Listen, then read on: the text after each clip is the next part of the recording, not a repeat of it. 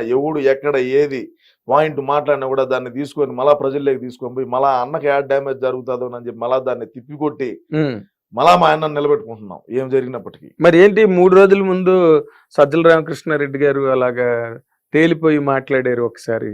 తేలిపోయి మాట్లాడినాడు అంటే చేసిందంతా ఇడే కదా, చేసిందంతా ఇడే కదా. ఏం చేశారు? సజ్జల గారు చేసిందంతా ఇడే కదా, నాశనం చేసింది ఇడే కదా, నిర్వాకం. ప్రభుత్వ సలహాదారుడు అని చెప్పి పక్కన పెట్టుకున్నాడు. సలహాదారుడు అనేటువంటి వాడు ఇది మన సమాజంలో ఉపయోగపడేటువంటి సలహాలు ఇవ్వాల. అవును, అవునా కదా? అంటే ఎవరికి ఇచ్చిన ప్రభుత్వానికి గాని, ఇటు సమాజానికి గాని, అటు ముఖ్యమంత్రికి గాని, లేదా అధికారులకు గాని, ఎవరికైనా సరే. ఇప్పుడు మీరున్నారయ్యా, నువ్వే ఉన్నావు, నువ్వు నాకు ఏదన్నా ఉపయోగపడే సలహా చెప్తే నేను తీసుకుంటా. ఉపయోగపడే సలహా తీసుకోకుంటే ఏదో చెప్పిన పారా స్వామి మన పని మంది అని మనం అంటాము. మా ఓడికి అంత దమాకు లేదు, మా ఓడికి అంత దమాకు లేదు. లండన్ లో టాబ్లెట్లు తెచ్చి చేసుకోవాలా, నువ్వేదో చెప్తావు వీడు అది నమ్ముతాడు. సిపిఎస్ రద్దు ఎందుకు చేయలేదు అంటే మాకు అప్పుడు అవగాహన లేక మాట్లాడినాం అంటాడు. మళ్ళీ అన్నాడు కదా, నేనన్నా మాట కాదు, నేనన్నా మాట కాదు ఇది. సిపిఎస్ రద్దు ఎందుకు చేయలేదు అంటే మాకు అప్పుడు అంత దమాక లేదు, మాకు అప్పుడు అంత తెలియక మాకు గుజ్జు మోకాళ్ళలో ఉండింది, మేము అందుకని చెప్పి తెలియక మాట్లాడినావు అని చెప్తే దాన్ని నేను ఏ విధంగా తిప్పి కొట్టాలా, ఏ విధంగా ప్రజల్ని మళ్ళా నమ్మియాలా, మళ్ళీ వాళ్ళని దారికి మళ్ళీ ఏ విధంగా వాళ్ళని ట్రాక్ లో పెట్టాలా. అవును, ఆలోచన చేయండి నాగేంద్ర గారు మీరు. నా పరిస్థితి ఏ విధంగా ఉంటది, నా బాధ ఎట్టుంటది, ఎన్ని రోజులు నిద్రపోని రాత్రుల్లో కూడా గడిపినాయి. మరి ఎందుకు మీ అన్నగారు ఏమో ఆయన్నే ఎప్పుడు ముఖ్య సలహాదారుగా పెట్టుకుని కొనసాగిస్తారు పెట్టేదానికి ఇందుకే ఇందుకే మరి అయినప్పటికీ కూడా మీరు ఇంత జరిగినప్పటికీ కూడా గ్యారంటీగా అప్పుడు 175 అన్నారు, ఇప్పుడు ఇంకో 3 అంటే నాగేంద్ర గారు మీరు ఒకటి చూడండి. తండ్రి పదవిని అడ్డం పెట్టుకొని లక్షల కోట్ల రూపాయలు లూటీ చేసి 16 నెలలు జైల్లో చెప్పకూడదు దీని. ఈ 16 నెలలు షర్మిల రోడ్ల బడిగా తిరిగి తల్లి ఒక దిక్కు, చెల్లి ఒక దిక్కు, పెళ్ళాం ఒక దిక్కు, ఒక్క అవకాశం అని మా ఓడు బయటకు వచ్చిన తర్వాత ఒక కరుణామయుడు లెవెల్లో మీకు సినిమా ఇండస్ట్రీ గురించి, మీరు 40 ఏళ్ల ఇండస్ట్రీ అని నాకు తెలిసింది. మీ సినిమా ఇండస్ట్రీలో కూడా ఎవరు చేయలేనటువంటి నటన మా ఓడు చేసి 151 స్థానాలు అసెంబ్లీ స్థానాలు గెలిచి 22 పార్లమెంట్లు గెలిచి పార్లమెంటుకు పోయినారు 22 మంది, 151 మంది అసెంబ్లీకి వచ్చినారు. ఇన్ని చేసినటువంటి అప్పుడు 151 వస్తే ఇప్పుడు మా ఓడే 5 ఏళ్ల నుంచి అధికారంలో ఉన్నాడయ్యా. మరి ఇప్పుడు 175 ఎందుకు రాకూడదు అనేది నా పాయింట్. 16 నెలలు జైల్లో ఉంటేనే 151 స్థానాలు గెలిచినప్పుడు 5 సంవత్సరాల పాటు పాలన కొనసాగించి తాడేపల్లి ప్యాలెస్ లోంచి కొంపలోంచి బయటికి రానప్పటికీ జైల్లో ఉన్నా కొంపలో ఉన్నా 2 ఒకటే అంతే. ఇప్పుడు మా వాడు బయటకు రావాలన్నా కూడా 1000 మంది పోలీసులు కావాలా, తోపుడు బండ్లు బంధు, షట్టర్లు వేయాలా, బారికేడ్లు పరదా పట్ల కట్టాలా, పోలీసు వాళ్ళ వలయంలో కవచంలో పోతాడు. జైల్లో ఉన్నా ఒకటే, బయట ఉన్నా ఒకటే కదా, తాడేపల్లి ప్యాలెస్ లో ఉన్నా ఒకటే, ప్రజల దగ్గరికి రానప్పుడు ఎక్కడున్నా ఒకటే. పైన హెలికాప్టర్లు పోతా ఉన్నా కింద ట్రాఫిక్ ఆపుతాడు, పైన హెలికాప్టర్లు పోతా ఉన్నా చెట్లు నరికితివి. ఇంకా మరి మేము ఎందుకు గెలవకూడదు? వై నాట్ 175 అంటాను నేను. అదే ఆయన ఉద్దేశం కూడా అదేనా? అన్న కూడా అదే కదా, వై నాట్ 175 అంటాడు కదా. మరి ఏమైతుంది? మరి ఆయన ఏంటి, మీ వేణుస్వామి గారు ఏమో మొన్నటి వరకు మీలాగే జగన్ రెడ్డి గెలుస్తారని సడన్ గా నేను ఒక వీడియో చేశాను, మీరు చూసారో లేదో మరి. మీలాంటి ఒక పెద్దలే మీకు ఇండస్ట్రీలో ఏ విధంగా అయితే 40 సంవత్సరాలు అనుభవం ఉండదో సినీ ఇండస్ట్రీలో, అదే విధంగా 40 సంవత్సరాల నుంచి కూడా ఆయన ఇదే. అంటే మరి ఈ ఇంత తాంత్రిక పూజలు అయి కాదు, ఒక సిద్ధాంతి గారిని అడిగిన, సిద్ధాంతి గారు ఏంది పరిస్థితి, ఏంది ఈ పరిస్థితి, ఏంది దేనికి పోయినాడు ఆడికి అని నేను మీకు చెప్తా ఉండు. అది ఏ గుడికి పోయింది కూడా చెప్తా, నిన్న పోయిన గుడి కూడా ఏందనేది అది కూడా నేను చెప్తా. అది చెప్పి నేను కంటిన్యూ చేస్తా. ఒక్క నిమిషం ఉండండి. నువ్వు దేవుడిని నమ్మేవాడికి దెయ్యాలతో ఏం పని? Point number 1.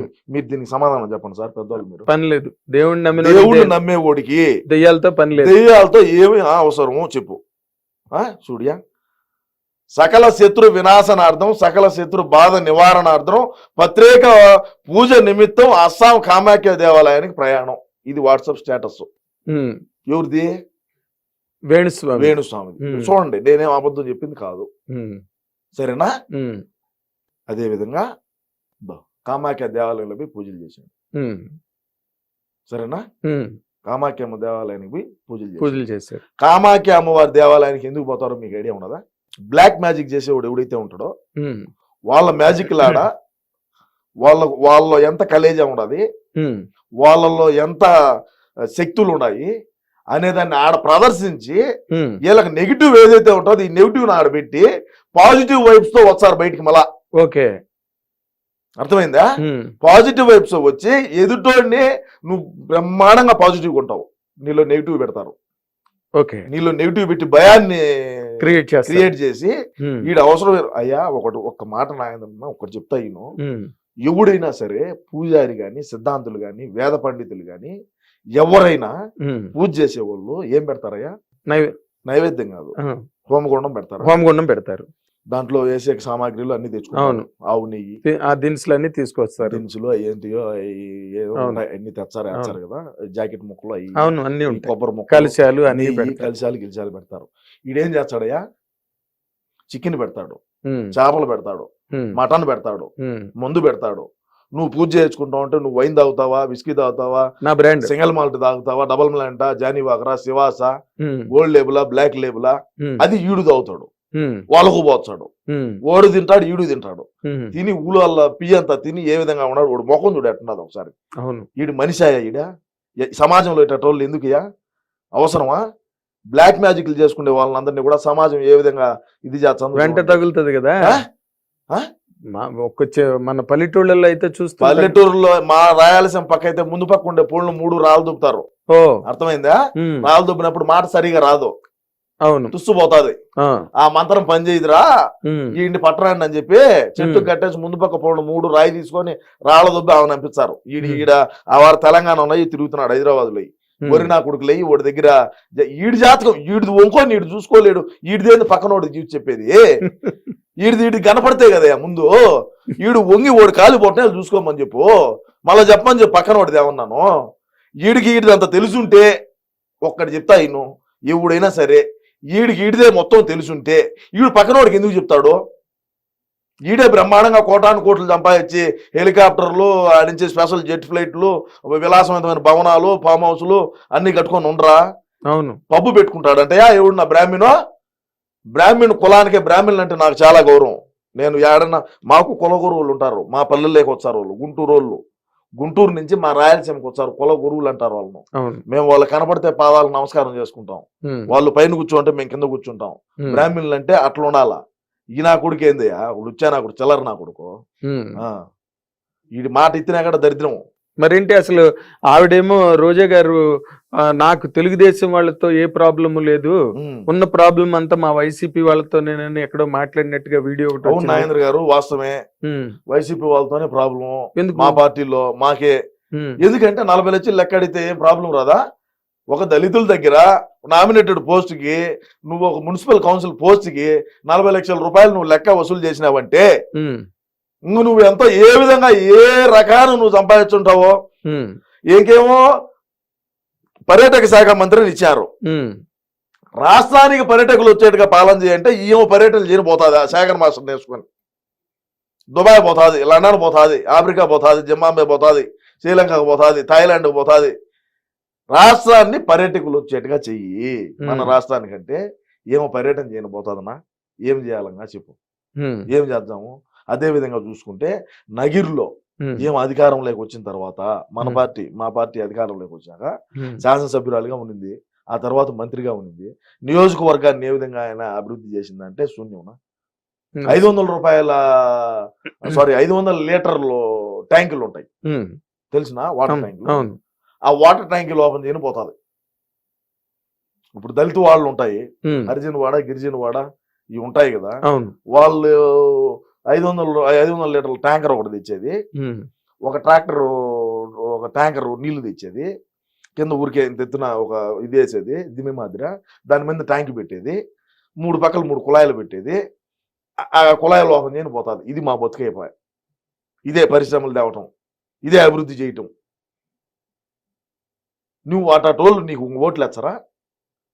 నిన్ను నమ్ముకొని నీకు ఓట్లు ఇచ్చే నువ్వు చేసే పనులు నువ్వు చేసివి, నువ్వేమో కొడుకేమో ₹1,00,00,000 పైన పెట్టి కారు తీసిచ్చివే, నీకు ఓట్లు వేసిన ప్రజలు ఏ విధంగా ఇదవుతారండి? ప్రజలు ఎటన్నా సావని, మనకు అవసరం లేదు. మనకు ప్రోటోకాల్ ఉండాలి, మనం కాళ్ళ మీద కాలు వేసుకోవాలా, కారులో కూర్చొని పోవాలా. కాళ్ళు ఎట్ట కూర్చుంటావు తెలుసా? కారులో కూడా నీకు కాళ్ళ మీద కాలు వేసుకొని కూర్చుంటుంది. కాళ్ళ మీద కాలు వేసుకొని డాష్ బోర్డు తగిలించాలి, ఈ కాలు డాష్ బోర్డు తగిలించి ఆమె కూర్చుంటుంది.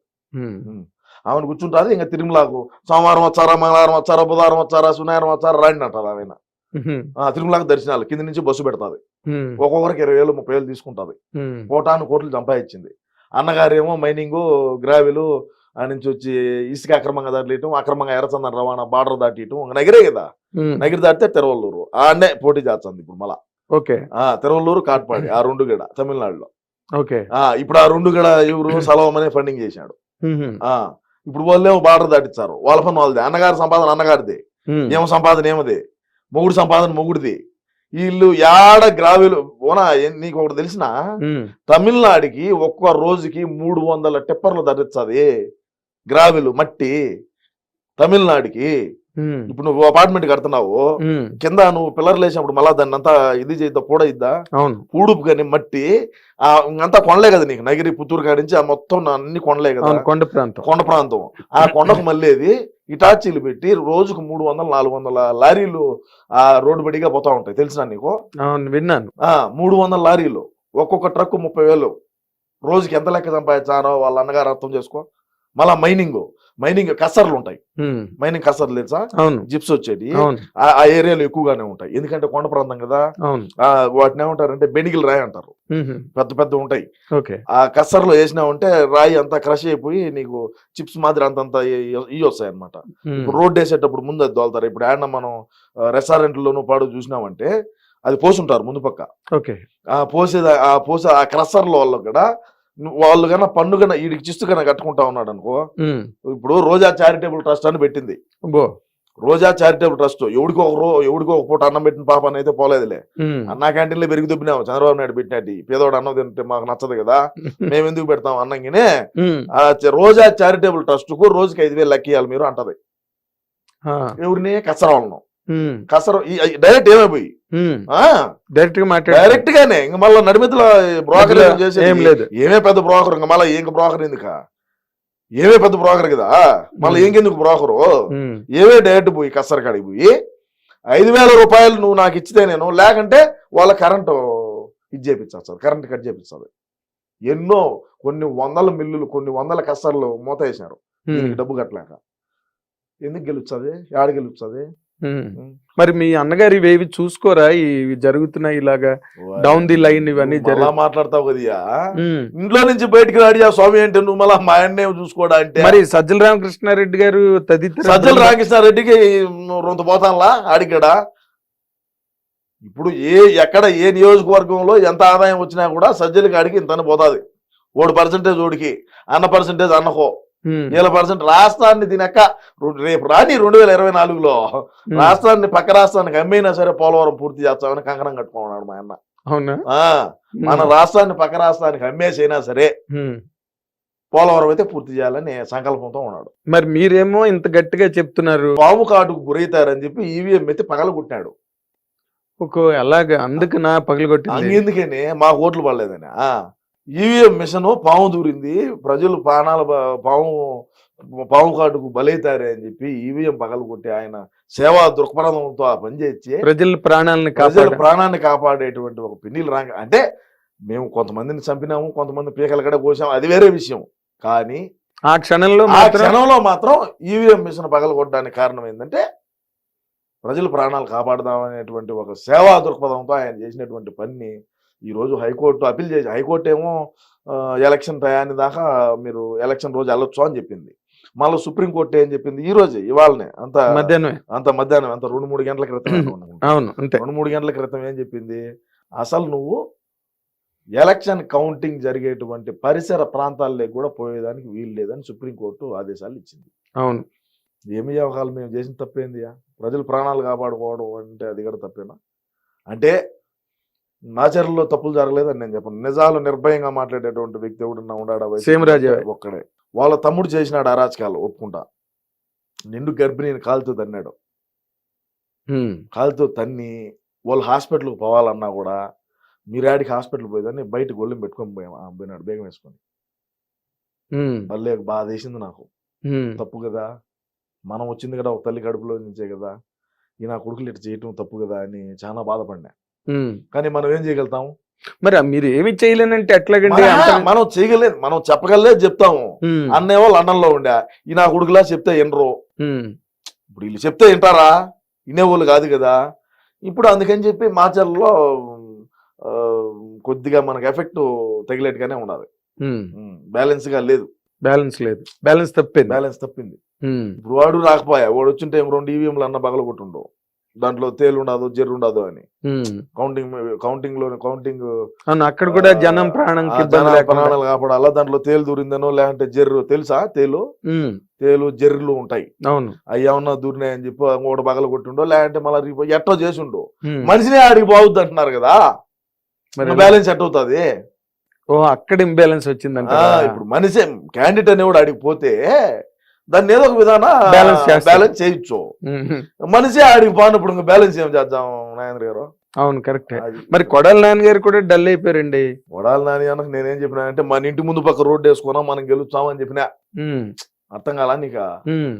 మన నియోజకవర్గంలో అంతా రోడ్లు ఎట్టున్నా ఇబ్బందిలే, మన ఇంటి ముందు పక్కనే నీళ్ళు నిలబడుతున్నాయి, 7 రోడ్డు వేసుకుంటే మనం గెలుస్తాము అని చెప్పినా.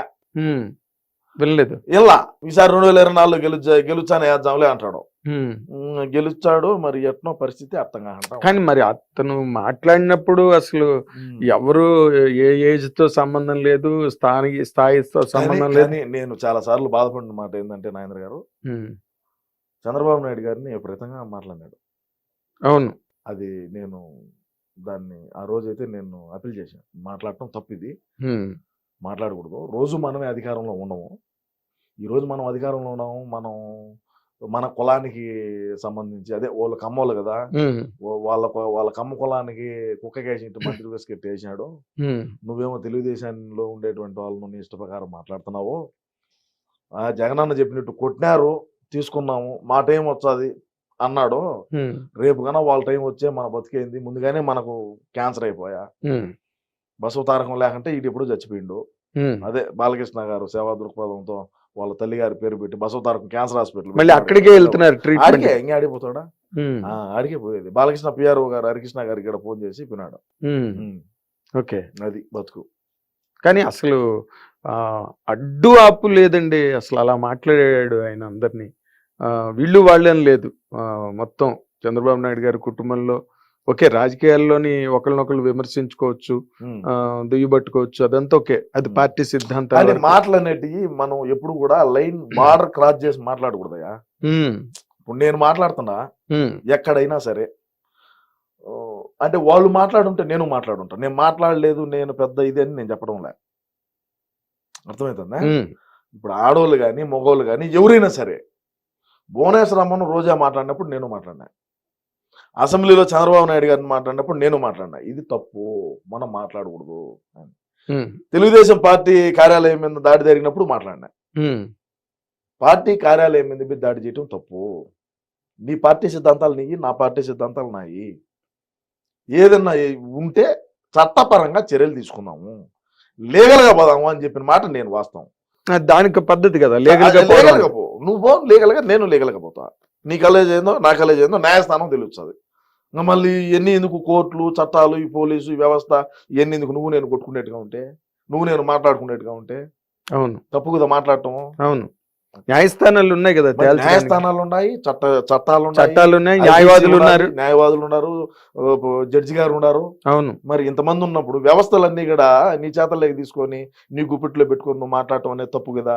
అవును, మరి ఇప్పుడు ఏంటి మళ్ళీ నెక్స్ట్ టైం మీరు ఇంత థమ్స్అప్ లో ఉండి గ్యారంటీగా 178 వరకు సీట్లు కొట్టేసే దాంట్లో నెక్స్ట్ టైం నుంచి నేను మరి ఎలక్షన్స్ లో పోటీ చేయను గట్టాన్ని స్టేట్మెంట్లు ఇచ్చారు ఆయన, కొడాలి నాని గారు. నెక్స్ట్ టైం ఏంది? ఇప్పుడు 2024లోనా? ఇప్పుడు గెలుచాడనే, ఇప్పుడు ఖచ్చితంగా గెలుచాడులే. గుడివాళ్ళు ఏడ రోడ్లు మీరు ఏమంటారంటే కొంతమంది నేను చాలా టీవీ ఛానల్స్లో కూడా ప్రముఖమైనటువంటి టీవీ ఛానల్లో కూడా చూసినా, న్యూస్ పేపర్లు కూడా చూసినా, రోడ్లు లేదు అంటారయ్యా ఎవరు పెట్టినా. ఇప్పుడు రోడ్డు ఇచ్చే సమ్మన పోతారు స్పీడ్గా, యాక్సిడెంట్లు అవ్వా ఎందుకు అది ఆయన ఉద్దేశం. మెల్లిగా వెళ్తారు, స్లోగా చూసుకొని ఏడ కొంతుండదు, ఏడలో ఎంత లోతుండదు, ఏమి కింద ఏమన్నా బండి సైలెన్సర్ తగులుతుందా, లేదంటే కారు ఏమన్నా సైలెన్సర్ తగులుతుందా, కారు కింద ఏమన్నా తగులుతుందా, నిదానంగా బ్రేక్ వేసుకొని దించుకొని మెల్లగా వెళ్తారు. మరి అది తప్ప, అది తప్ప, అది దాన్ని తప్పు అంటారు మీరు. రోడ్డే లేదంటే రోడ్లు ఎందుకు లేదంటే అన్న ఆలోచన విధానం, మనుషులకి యాక్సిడెంట్లు జరగకూడదు, ఎక్కడ ఎగిన బండి స్కిడ్ అయ్యి పడకూడదు, కారు కొట్టుకోకూడదు అని చెప్పి రోడ్లు ఎక్కడ ఆంధ్ర రాష్ట్రంలో రోడ్లు అయితే ఇలా గ్రావెల్ రోడ్డు కూడా వేయలేదయా. ఏమి ఇప్పుడు సీసీ రోడ్డు ఇలా, గ్రావెల్ రోడ్డు ఇలా. మరి అంతమంది ఎవరు మైక్ పెట్టినా ఆయన తిడుతున్నప్పుడు గ్రహించుకోలేదండి, పొరపాటు జరుగుతుంది, రోడ్లు వేయలేదు, మనం ఏమి చేయలేదని చెప్పి తిట్టినప్పటికీ మాకు ప్రజల ప్రాణాలు ముఖ్యమయ్యా. నీకు అర్థమవుతుందని నేను చెప్పేది, నీకు అర్థం కాదు నేను చెప్పేది. అర్థమైంది, ఏం చెప్పాను ఇప్పుడు అర్థమైంది. ప్రజల ప్రాణాలను కాపాడడం కోసం కార్లు స్పీడ్ గా వెళ్తే యాక్సిడెంట్ అవుతాయి, బండ్లు గొంతులు గోతులు ఉంటే జాగ్రత్తగా చూసుకొని ఒళ్ళు దగ్గర పెట్టుకొని వెళ్తారు. అది అన్న అంటే మా అన్న రోడ్డు బడికి పోతే రోడ్డు వేసుకుంటాడు, అది వేరే విషయం. అంటే మేము 3 కిలోమీటర్ల కూడా హెలికాప్టర్లు పోతాం కదా. ఇప్పుడు తాడేపల్లి ప్యాలెస్ నుంచి 3 కిలోమీటర్లు పోవాలన్నా కూడా హెలికాప్టర్ ఎక్కుతాము. ఇంకా కింద రోడ్లతో మాకేం పని, పైనుంచి చూస్తాం రోడ్లు. ఏమన్నా సావండి, కింద పడి కూడా పడండి, లేయండి, పోతా ఉండండి, మాకు ఎందుకంట. అందుకు మీరు ఇంకో మాట, మీ జగన్మోహన్ రెడ్డి అన్నగారు నేరుగా బ్యాంకుల్లోకి అకౌంట్లోకి వెళ్తాయని చెప్పినవి చాలా నేరుగా వెళ్ళలేదని చెప్పి బస్ స్టాండ్ల దగ్గర నిలబడి ఆడవాళ్ళు ఆయన ఇమిటేషన్ కూడా చేస్తున్నప్పుడు కూడా మరి మీరు ఇంత పెద్ద స్థానంలో సార్ నాగేంద్ర గారు, నేనేం చెప్తానంటే బటన్ ఒత్తటం వరకే మా పని. ఛార్జింగ్ పెట్టి బటన్ ఒత్తాడు, అది అకౌంట్ లేకపోయిందా పోలేదా అనేది మాకు సంబంధం ఏంది, మాకేం సంబంధం అంట. ఇప్పుడు మా అన్న ఏం చెప్తాడంటే, అంటే మీరు మన తప్పుగా అనుకోవాలండి, నేను అనుకోను, మా అన్న మాట్లాడిన మాటలే నేను మాట్లాడతా. మా అన్న మీటింగ్ పెట్టి ఏం చెప్పినాడు, ఎమ్మెల్యేలు దాన్ని దొడుకొని వచ్చి, నా పని నేను చేసినా మీ పని మీరు చేయండి అన్నాడు. సరే మా ఊడు ఏందో పెద్ద పని చేసినాడు స్వామి అనుకున్నా. ఏంది స్వామి అని చూస్తే ఛార్జింగ్ పెట్టి బటన్ ఒత్తినా, నా పని బటన్ ఒత్తటం, కింద పని మీరు చేసుకోవాలి. అదేందో ఇంటింటికి మన ప్రభుత్వం, గడప గడపకు మన ప్రభుత్వం అని ఒక ప్రోగ్రాం పెట్టినారు. అవును, దీని యొక్క యాడికి పోయిన మెటలతో దండలేసి స్వాగతం పలికినారు. 175 నియోజకవర్గాల్లో చూశాను నేను. అదే రోజా కాడికి వద్దాం. ఇప్పుడు గడప గడప మన ప్రభుత్వం అనేటువంటి ప్రోగ్రాంలో రోజా ఒక హరిజన్ వాళ్ళలో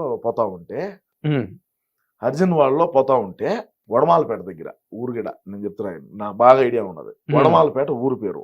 ఆ వడమాలపేటలో అర్జున్ వాళ్ళలో మా ఇంట్లో గట్ట వచ్చిపోదురా అంటే, ఇది ఎలక్షన్ కాదు ఇప్పుడు రాము అన్నారు.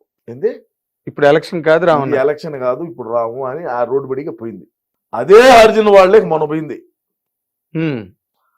చెట్లు, కంప చెట్లు ఉంటాయి, ఐడియా ఉన్నది మీకు? వాటిని మా పక్క రాయలసీమలో సరకారు చెట్లు అంటారు. కింద బొడుగుంటది ఒక ముళ్ళు, అది తెచ్చేసారు ఊర్లో, ఏ పక్క ఆ పక్క రానికుంటారు. అంత రెవల్యూషన్ వచ్చింది, అంత ఇదైంది. నేను ఆ బుద్ధి చెప్పిన, ఆడి దాకా పోయి వాళ్ళ ఇంట్లో పోయి నీళ్ళు లేదంటే కాఫీయో లేదంటే వాళ్ళు ఇచ్చింది ఏదో ఒకటి, ఒక సుక్కటి నోట్లో పోసుకోవచ్చు, ఈ బాధ లే కదా, ఈ బాధ లేదు కదా. 280 ఓట్లు ఉన్నాయి హరిజన్ వాళ్ళు, 280. ఆ 280 మూకుముడుగా గాలి భానుప్రకాష్ నాయుడు గుద్దినారు. మరి ఇప్పుడు ఆ ఎస్సీ డాక్టర్ గారిని కూడా చంపి ఇంటికి పార్సిల్ చేశారని చెప్పి దాని మీద పెద్ద వివాదం. ఎస్సీ డాక్టర్ ఏడా, ఏదో ఊర్లోని ఎస్సీ డాక్టర్ పులివెందులలో కదా, Pulivendula SC doctor Sudhakar. Hit TV app, ఇందులో short news, live news, entertainment shows, movies, digital magazines తో పాటు మీ జిల్లా వార్తలను కూడా ఫ్రీగా చూడొచ్చు.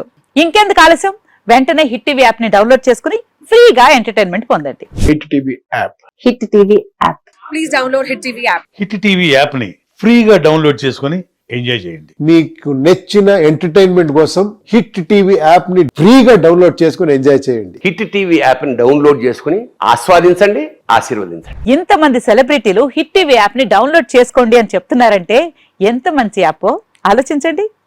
అమెరికా అమెరికా అమెరికా అమెరికాలో చదవాలనుకునే వాళ్ళకి విశ్వసనీయమైన పేరు మన శౌర్య కన్సల్టెన్సీ. UK లో 1 year masters. UK లో 1 year masters. 2 years work permit up to 5 years visa. Contact Saurya Consultancy. Contact 89851 89851.